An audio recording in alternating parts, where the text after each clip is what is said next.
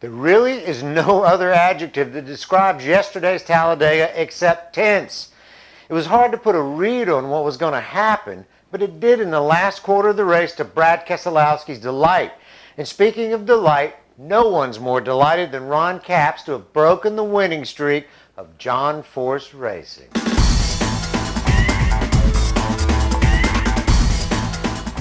I'm Michele Rahal with Motorsports Unplugged and Motorsports Unplugged Radio. For the latest in motorsports opinion and editorial, it's motorsportsunplugged.com, and catch us every Saturday morning from 6 to 7:30 a.m. on Motorsports Unplugged Radio. NASCAR, IndyCar, NHRA, and Formula One. We've got something to say.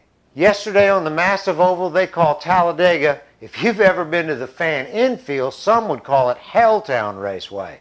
But not to Brad Keselowski. He pulled a move that Kyle Busch still doesn't quite believe Brad was smart enough to think up. On the last corner of the last lap with Kyle Busch on his bumper, it should have been a cakewalk for Busch. Didn't happen. Keselowski dove down coming out of the third turn and broke the tandem draft, leaving Kyle Busch to wonder what happened. The first part of the race might have seemed uneventful, but what I got from it was that all the teams that were capable of winning, and that really means a lot of teams, all of them employed strategies with fuel mileage, drafting partners, and pit stops. Anything they could do to be in line to go for it the last 10 laps, they did it. No matter. The big one came around on lap 143 that collected enough cars to thin the herd. The points.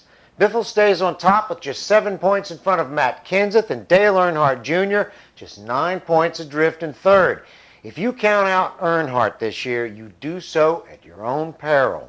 Up next, the lady in black, and I'm not talking about Teresa Earnhardt. I'm talking about Darlington. In the NHRA drags in Atlanta yesterday, Ron Capps put an end to the John Force march to Atlanta by winning the funny car division. Capps stated that he truly cared for Robert Hight, that they were good friends, but he just couldn't stand hearing about it anymore. Well, Ron got his wish. In Top Fuel, Steve Torrence collected his coveted first win by defeating Tony Schumacher in the final round.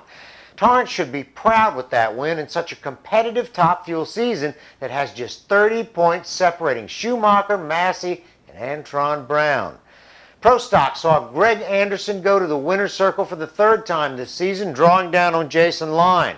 Points are Anderson, Jason Line, and Alan Johnson. Pro Stock Motorcycle saw Eddie Krawiec take his second win of the season, defeating Michael Ray.